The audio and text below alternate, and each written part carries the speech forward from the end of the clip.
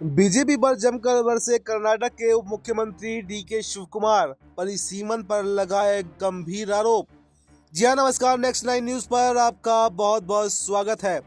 कर्नाटक के उप मुख्यमंत्री डीके शिवकुमार ने रविवार को प्रस्तावित राष्ट्रव्यापी परिसीमन पर कड़ा विरोध जताते हुए आरोप लगाया है कि केंद्र सरकार का लक्ष्य दक्षिणी राज्यों में लोकसभा सीटों को कम करना है। डीके शिवकुमार ने कहा कि कांग्रेस पार्टी परिसीमन का विरोध करती है। वो केंद्र सरकार दक्षिणी राज्यों की लोकसभा में सीटें कम करना चाहते हैं। वे जो कुछ भी कर रहे हैं उससे हम बिल्कुल भी संतुष्ट नहीं हैं। हम लोगों के लिए चुनाव आयोग से लेकर अदालत तक लड़ेंगे।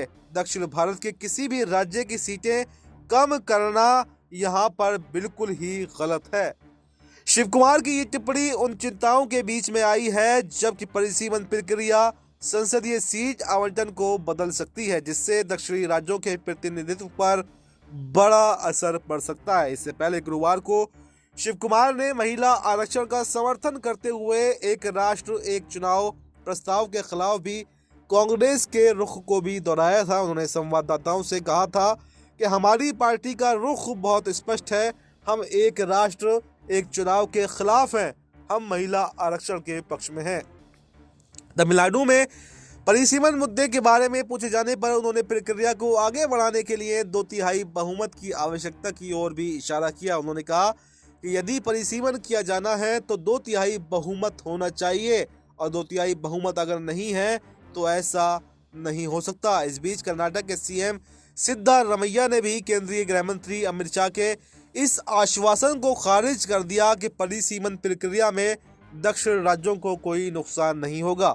सिद्धारमैया ने कहा कि गृह मंत्री की अस्पष्ट टिप्पणियों से ऐसा लगता है कि या तो उनके पास उचित जानकारी का अभाव है या फिर कर्नाटक, तेलंगाना, तमिलनाडु, केरल और आंध्र प्रदेश सहित दक्षिण राज्यों को नुकसान पहुंचाने की जानबूझकर यहां पर मंशा है। उन्होंने केंद्र सरकार से स्पष्टता की मांग भी की है। कर्नाटक के सीएम ने कहा कि यदि केंद्र सरकार वास्तव में दक्षिणी राज्यों के लिए निष्पक्षता सुनिश्चित करना चाहती है तो गृह मंत्री को यह स्पष्ट करना चाहिए कि परिसीमन नवीनतम जनसंख्या अनुपात या लोकसभा सीटों की वर्तमान संख्या पर आधारित ही होगा। बुधवार को कोयम्बटूर में अपने भाषण में शाह ने कहा था कि कभी कभी ऐसा लगता है कि जैसे डीएमके ने सदस्यता अभियान के जरिए समाज के सभी भ्रष्ट लोगों को डीएमके में शामिल करा लिया है।